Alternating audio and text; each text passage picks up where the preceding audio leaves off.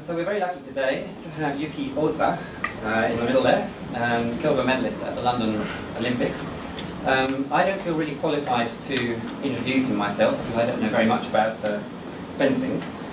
So we've managed to get an expert in fencing to do the honours today, and I'll just introduce him briefly and then he'll introduce Ota-san. So on my right, your left, is Eddie Toshi Ishihara.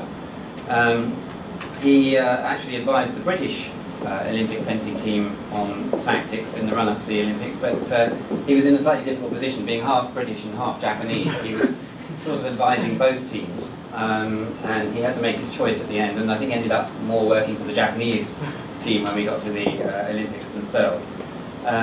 His day job, if you like, is he runs a Japanese art gallery in Kensington, but he also currently is coaching at SOAS. We didn't understand what this stood for. ULU, is that University of London Union? So I think he's coaching fencing for the whole University of London, but the facility happens to be at SOAS. And he therefore knows an awful lot more about fencing than I do, so I will hand over to you, Ed. Well, good evening everyone. First of all, I would like to say thank you to Daiwa for letting us use this facility, and also to everyone for attending. So without any further ado, Ota Yuki, going through his credentials. Born 25th of November 1985. One of his first achievements was winning the Asian Games. From there, he went on to win the Asian Championships in 2007. Amazingly, he was able to retain his title 3 years in a row, winning it in 2008 and 2009. He shot to fame in the 2008 Olympics, winning a silver medal for Japan, which was actually the first ever medal won for a Japanese fencer. And then again in 2012, he rewrote a new chapter in the Japanese history books by helping the Japanese team actually get a team medal for fencing. So not just individual now, taking it over to the team events. So, Ota, one of the major questions that a lot of people, I believe, ask you is, why did you start fencing? Okay, so first of all, thank you for coming today. Really pleasure to meet you. And I will be conducting this talk in Japanese because to avoid any misunderstanding. いや、僕がですね、フェンシングを始めた理由は父親がフェンシングをしていたのですが、8歳の時に父親にあるオファーを受けました。The reason why I started to play fencing was because my father. My father was a fencer as well, and then when I was 8 years old, he gave me an offer.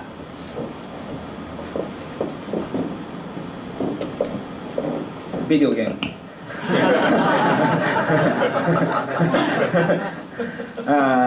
このビデオゲームがどうしても僕は欲しかったんですね。でそのビデオゲームが欲しくて、お願いしていたら、もしフェンシング始めればこれを買ってあげると、それを、親に言われました。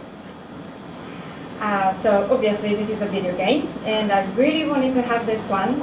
And one day my father said to me, if you play fencing, I would give you this.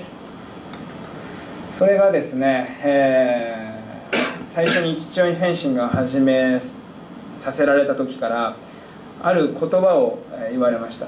それは継続は力なりという言葉です。その継続は力なりという言葉を信じて僕は、ずっと練習をしてきました。And then also my father said to me, this is a Japanese common saying, which is continuity is the father of success. And I believed that word, and I kept practicing fencing since that day. その結果、フェンシングをずっと続けた日数がその次。And then I kept practicing fencing, and then can you imagine how many days have I kept practicing? 4,300 days. So it's 11 years and 7 months. So この日数、1日も風邪をひいても怪我をしてもそれこそ骨折しても1日も練習を休ませてもらえなかったし休まなかったです。はい。So I practiced for 4,300 days in a row. Even if I had a cold or I got injured, nobody let me have a rest. And also I didn't want to stop practicing. I have to admit, this is actually quite an interesting factor because I think if anybody has studied any of the sports books that are out there, you'll find a clear documentation in a majority of them that talk about 10,000 hours of training and you'll succeed, or you could call yourself a professional within that field. And from my understanding from the 4,300 days, that actually collided with one of your first major events. And if I may ask you a little bit about it, it'd be the 2004 Athens Olympic. Yep.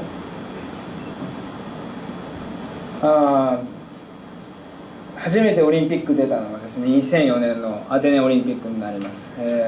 この大会に関しては、もう本当に出るだけでもう限界、もう決して世界で勝てるというのを自分が一番よく分かっていた。本当に全く勝てなかった試合でした。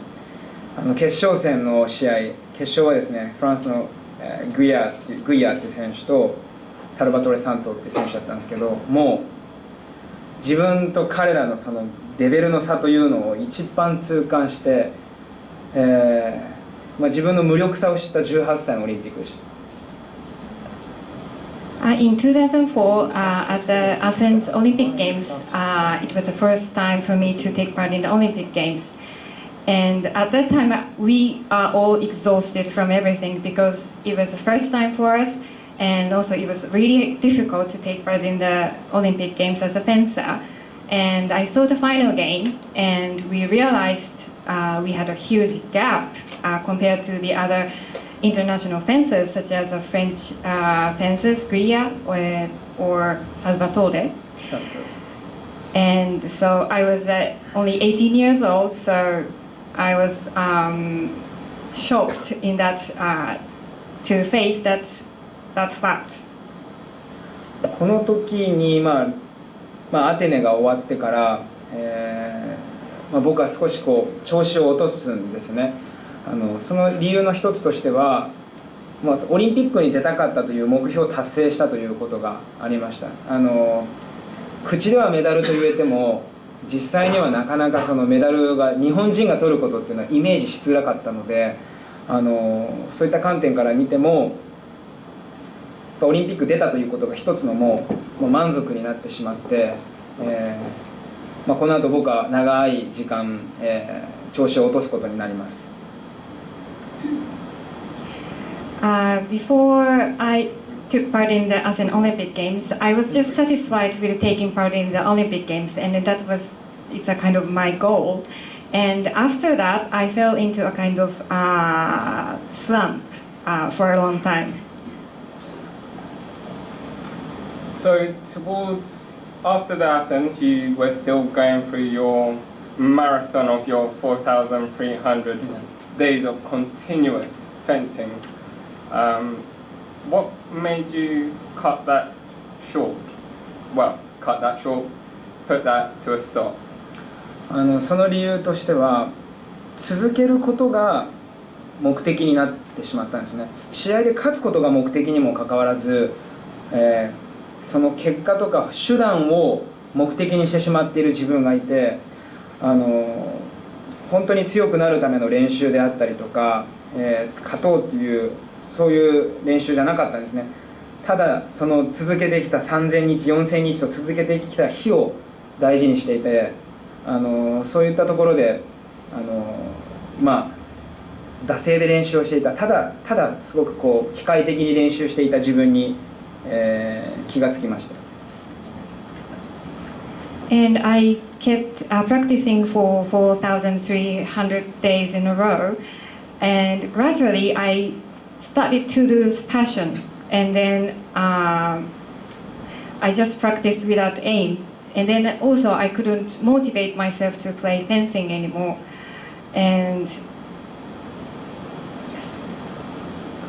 そういうところがあったせいで、僕は世界はおろか日本の試合でも負け始めます。これは人生で経験したことのない時間だったので、年下の子に負けたりとか、フェンシングをやめたいなと初めて思う時期でした。And then I started to lose the games, even younger fencers or other lots of fencers, and it was a really hard time for me for the first time. そこで、僕を、そこから這い上がらせてくれたある人がいます。それがオレグ・マツエチクです。And I met the person who motivated me to come back to the fencing, and that person is Mr. Oleg Macheitsk, the Ukrainian coach. 彼との出会いは僕のフェンシングというキャリアの中でも最も大きな出会いだったと思いますし、彼がいなければ、オリンピックのメダルがなかったとそう確信しています。He was a key person in my fencing career, and I couldn't win the Olympic Games without him. もともと僕とオレグコーチはですね、すごく、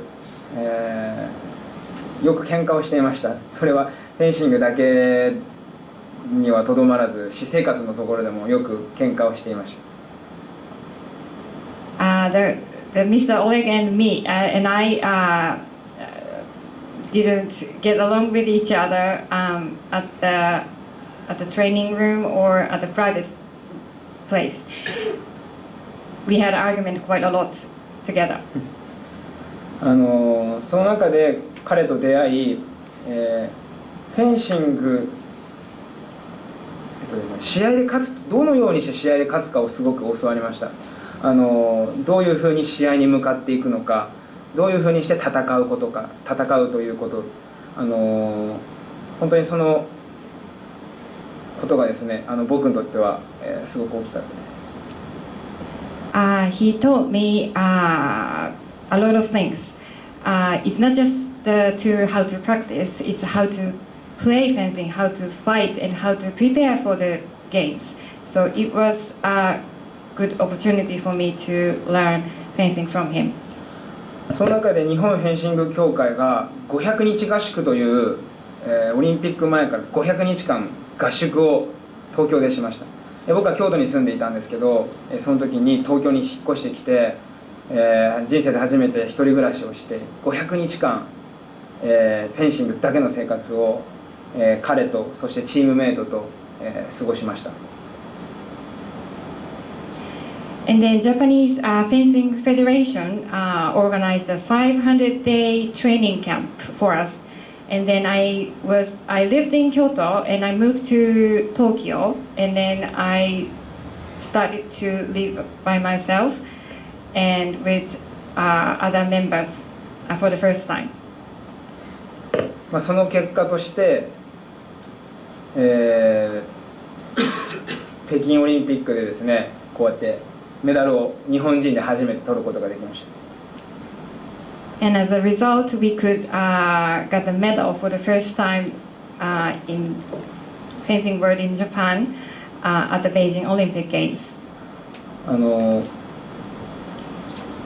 やはりですね、ここまでの間でもすごく苦しい時間であったりとか、勝てない時期ということを経験しながら、いろんな人に支えられ、そして特にオレグコーチには本当に助けてもらい、本当にこのメダルは、個人のメダルだったんですけど、日本フェンシングで取ったメダルだとそう思いました。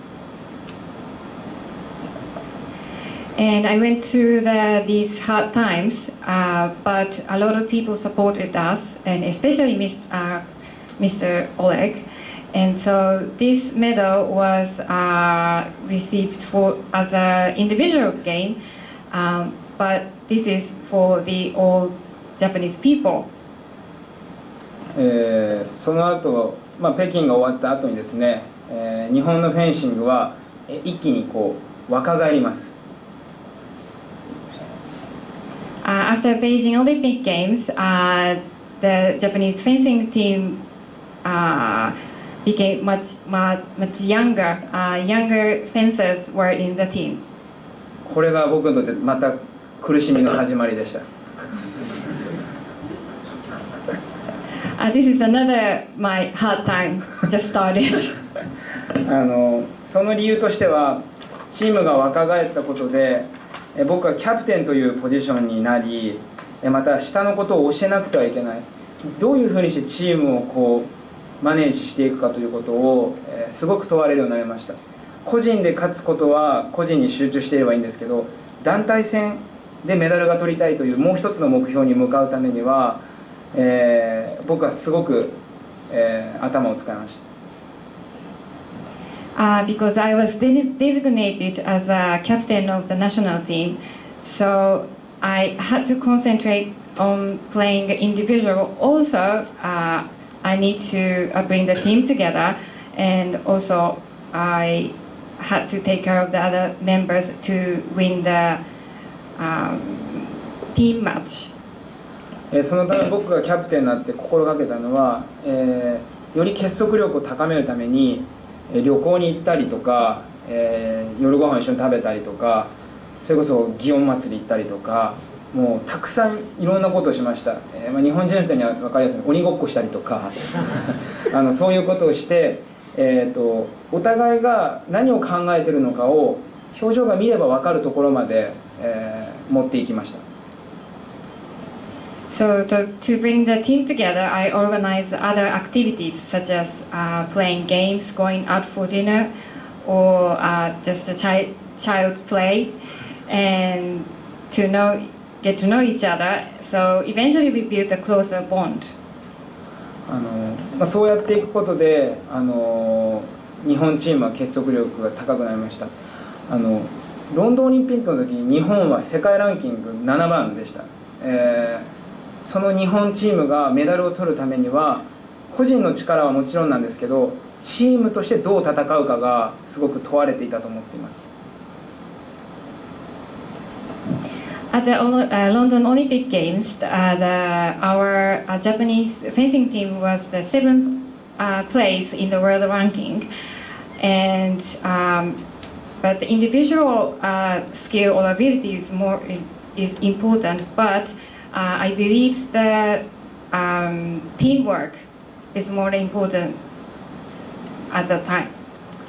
その結果、日本チームは世界ランキング2位の中国に45対30という、ビッグスコアで勝つことができました。今まで中国チームにはほぼ大きな試合では勝てたことがなかったので、これはもうチームワークの賜物だと言っていいと思います。We had never won the Chinese team before, and also Chinese team was the second place in the world ranking. But at the time, we could win 45 to 30. そして迎えた準決勝、勝てばメダルが決まる瞬間、これは本当にすごく、今でも覚えているすごく緊張した試合だったんですけど、ドイツチームとの一戦です。And then we had the semi-final against the German team, and I still remember I was really, really nervous. その時の体験を一緒にしてもらうために今から少し映像を見てもらいたいと思います。So I show you the video.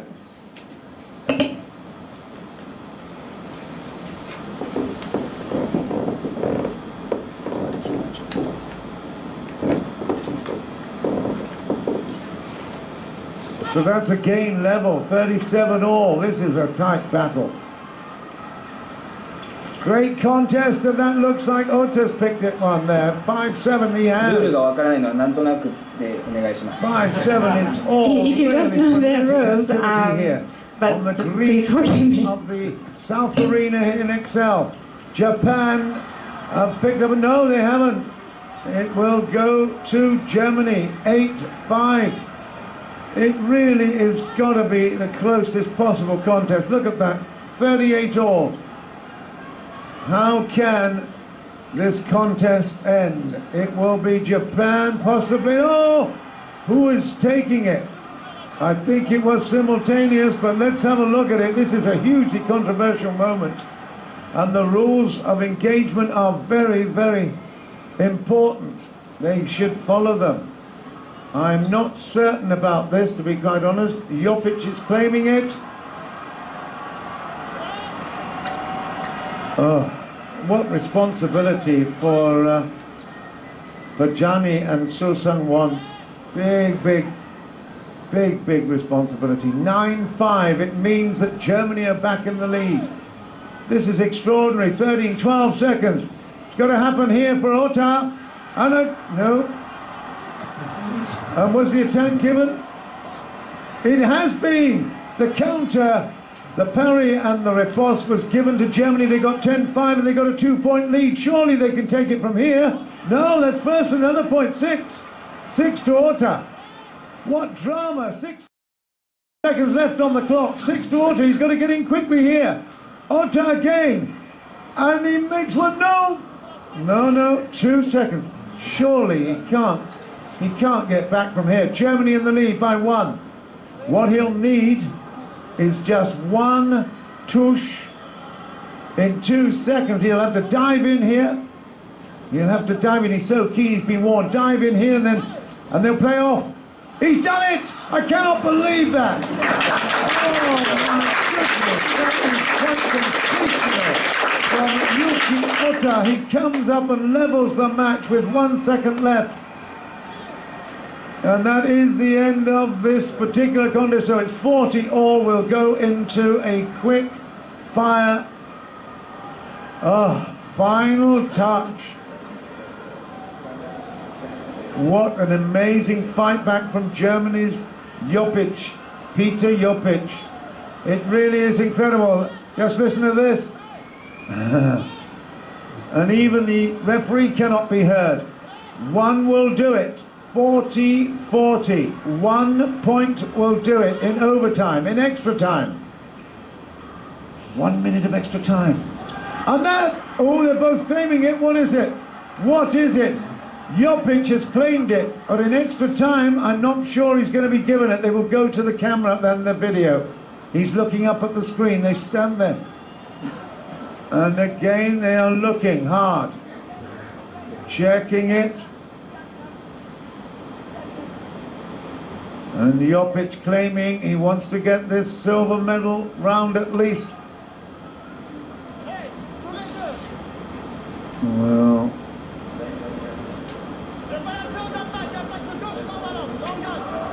non-valid, and in fact it is going to be no points on a yellow. What's going here?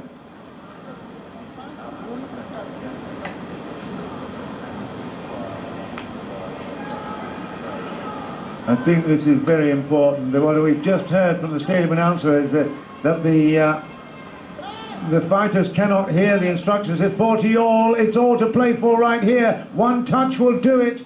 Japan it looks like it was a double touch there. Was it? Jopic is running away and he thought he'd done it right there. It's quite amazing. Yuki Ota will be just a bit on tenterhooks here.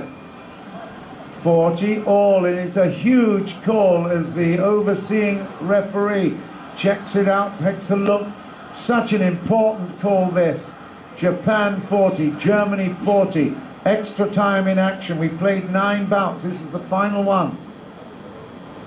10-7 was the score. Yuki Ota needs to get on the scoreboard to put Japan through to the final.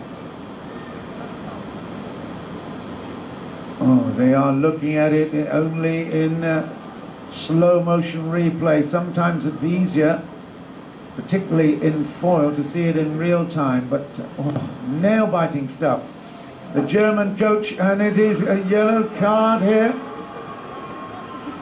And it will be one more opportunity. 49 seconds of the extra time allowed, and again they want a bit of quiet here so that the referee can be heard. This is a huge, huge moment. Japan and Germany. One touch. Oh, and I think that Japan have got it, you know, because it went definitely, yes, they can celebrate. They were certainly right of way there. Jopic raises his hand with celebration, but I think it will be in agony. Oh, I got a feeling Japan have got it. Ota was certainly coming forward.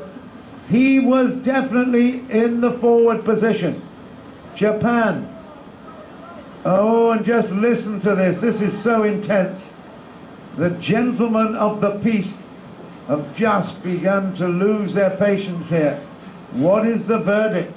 A huge responsibility for Vajani and for Su Sang-won.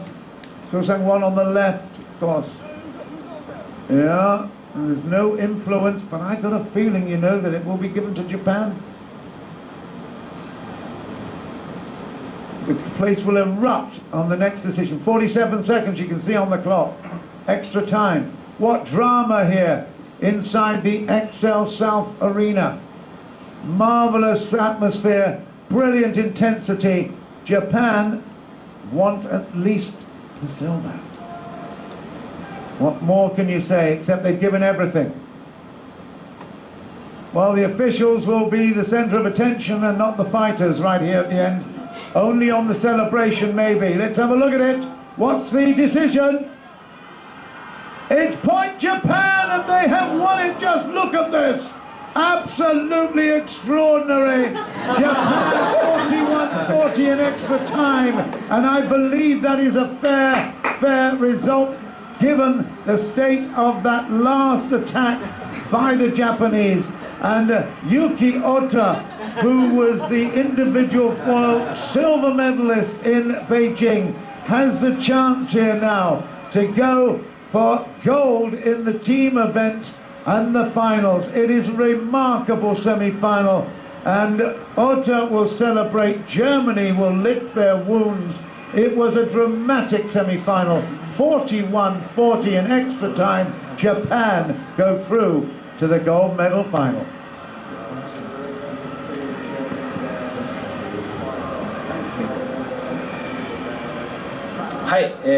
こういう感じで、Oh, it's no wonder 団体戦は Ota is going over to the fans and saying, how about that? It was an extraordinary dramatic finish. In fact, 皆さん笑われたと思うんですけど、ピーター・ヨッピヒ選手がですね、こうやってるところで僕がこう握手したと思うんですけど、なんでかというとフェンシングは握手して終わるんですね。なので早く握手をして早く勝ちを確定させたから。You saw in the video. I shook my hand to the Peter, the Yopi opponent, and then because it's really funny. But I really wanted to shake hands as soon as possible because the shaking hands is the last thing. It means finish the game. So I really wanted to shake hands as soon as possible, and then I yes. はい、です。説明僕がこの試合で本当にどうしても勝ちたかった理由はですね、ちょっとシリアスな話になるんですけど、同じチームメイトの中に千田健太選手という選手がいるんですね。その千田健太選手は皆さんも記憶に新しいと思うんですけど、2011年3月11日の地震の日に甚大な被害を受けた、場所の沿岸部に、生まれた彼がいました。その彼のためにも勝ちたいという話をしていて、どうしても勝ちたかったし、勝つ理由が僕にはあったので、本当に負けられない理由は日本にもドイツにもあったんですけど、僕は何としても勝ちたかった試合であったので、そこは本当に僕は普段神様とか信じないんですけど、本当に神に感謝しました。There are several reasons why I really wanted to win the Olympic Games. One of them was that probably some people already know, but one of the teammates was Mr. Kenta Chida, and his hometown is one place, the town from the Tohoku area. It's a northeast place which was devastated in the on the 3rd in 2011, the huge earthquake. So we did hope to win the Olympic Games for him. Of course, the German team has a lot of reasons why they want to win, but on the Olympic Games, we tried to get the medal for him. But usually I didn't believe in God, but on that day I really thanked God. 何より本当に健太の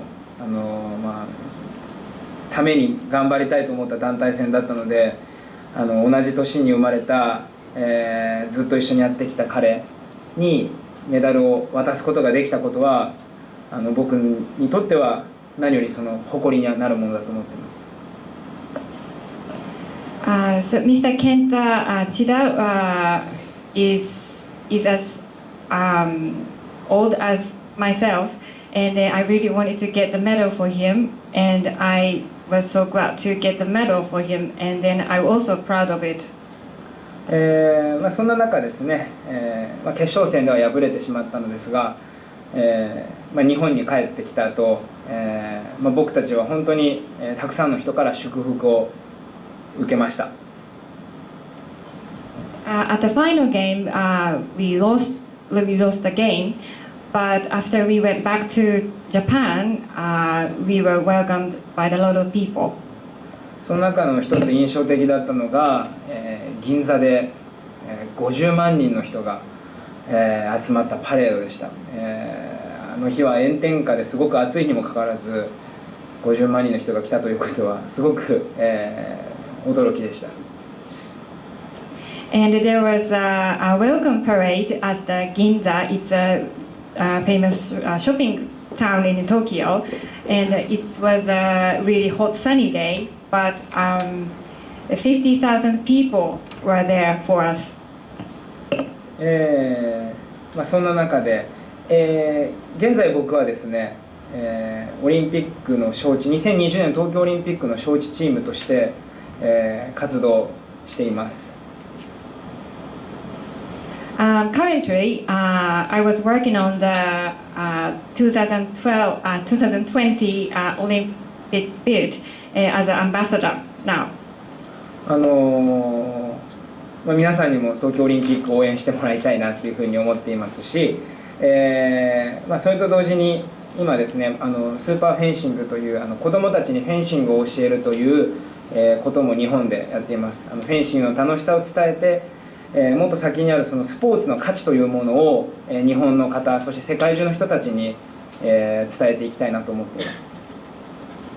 And at the same time, I set up my project. It's called Super Fencing, which was I visited a lot of places to teach fencing for a lot of people, like for next generation. And then I want to tell them it's a sportsmanship, not only for the Japanese people, but also all around the world. 東京オリンピックも、オリンピックを通して世界中に東京の素晴らしさ、日本の素晴らしさを伝えるとともにですね、その3月11日の震災で、日本のことをたくさん、支援してくださった世界中の人たちに対して感謝を述べる場だと僕は思っています。So in Tokyo, if we can have the Olympic Games, this is I believe that it's the opportunity to introduce a